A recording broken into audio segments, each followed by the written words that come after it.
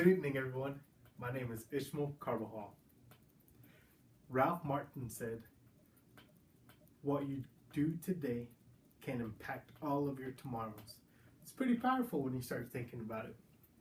Why? Because when you're doing positive things, you reap that the next day or the so on a year from now. And it can be very fruitful as long as you're doing positive things. Now, if it's negative, well, guess what's going to happen? It's going to impact you tomorrow. Maybe not tomorrow, but a year from now. Could be 2 years from now. I don't know. But I want to talk to you today about global warming. Global warming is an issue that all humanity must react to immediately so that all future generations won't suffer because of what we're doing today. Global warming, you have the emissions, the pollutants. There's a lot of things, the fossil fuels. There's a lot of areas that we could improve on today. Our cleaner air and would make a better tomorrow. This is going to impact not just me and you now. This is for all of our future generations. This has to do with our children, our children's children, their children's children's children. It's not just going to go away either. This is a real issue.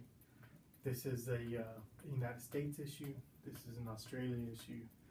This is all the way North Pole, South Pole, Florida. It's global. This affects us in just, I got 3 points. This is 3 areas. You have first, extreme weather patterns. I'd like to talk to you about drought, specifically drought. 2, this has to do with our health. 2, health. Sorry, almost lost count. And our economy. Drought. Drought, farmers. Drought in California, and it's been very, very bad. It's costing us a lot of money, having to assist, having to do investing in irrigation, in the aqueducts. You're having to have farmers pick up and relocate.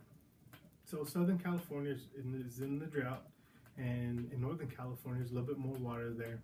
So, but what they're doing right now is that they're using a whole lot, they're consuming a lot more water, which is a natural resource from somewhere. They're still getting that water from somewhere, but it's not being able to be replenished. Ecosystems are destroyed because of the rain, because of the lack of the rain. And in Australia, they had their millennium drought from 1996 to 2010.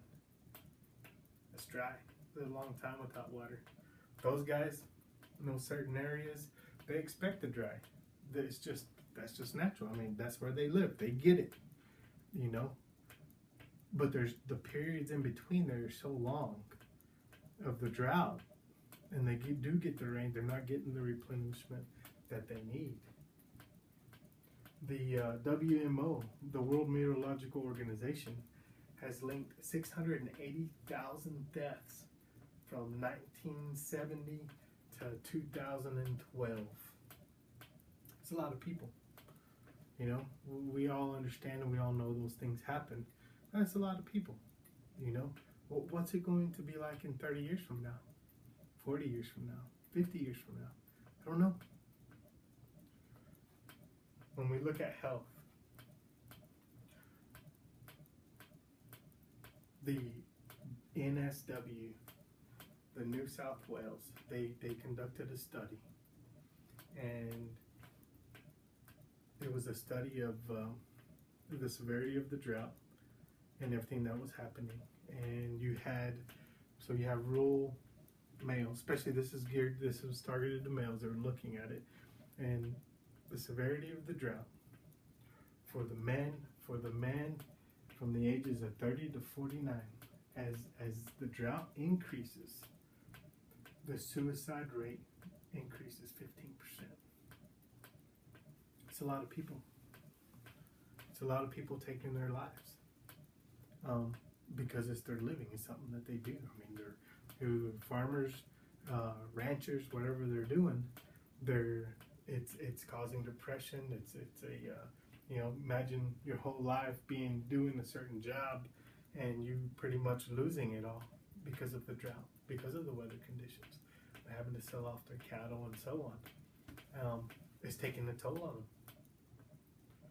We have allergies and asthma. High temperatures raise the level of the ozone and other pollutants in the air that intensify cardiovascular and respiratory diseases. Health.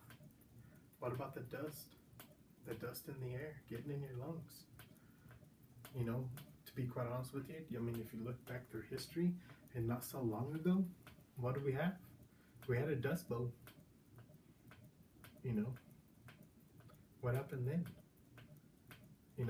People lost their lives. They lost their livelihoods, and it's devastating.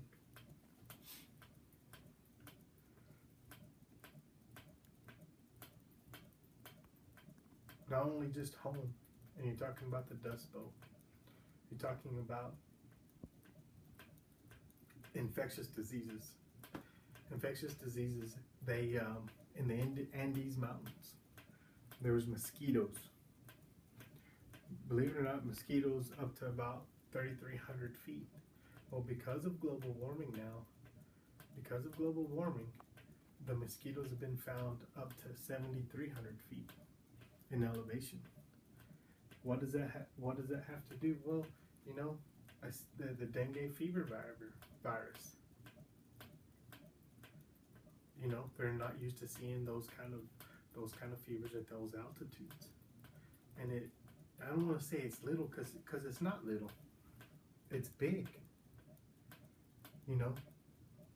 We have extreme weather patterns. We've gone over 2 extreme weather patterns. So you have health. So you have extreme weather pattern, drought, now health, and now I'd like to talk to you about money. Everybody understands money. I think most of us understand the value of a dollar and the economic impact that it really has on us. It's huge. By mid 2010, Australia paid $4.4 billion in aid, direct drought assistance. That's a lot of money. It's a whole lot of money. We can see that there was a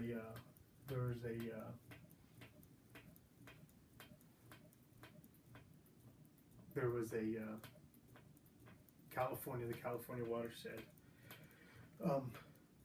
They had on May. It was a document.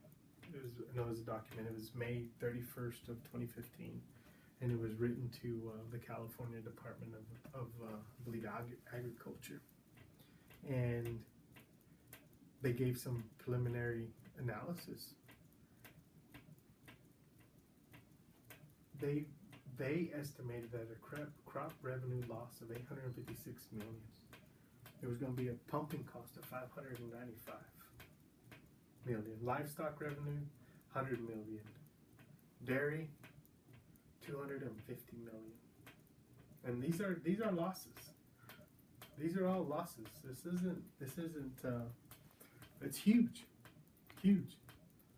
Total direct agriculture cost, $1.8 billion. Total statewide economic cost is $2.7 billion. It's a lot of money. And where does that money come from? It comes from us. It's only going to get worse. When I was a kid, my grandfather, I didn't say it. He told me. He said he had never thought in a million years that you'd be buying bottled water. Guess what? buying bottled water now. And you know what? We buy it by the case.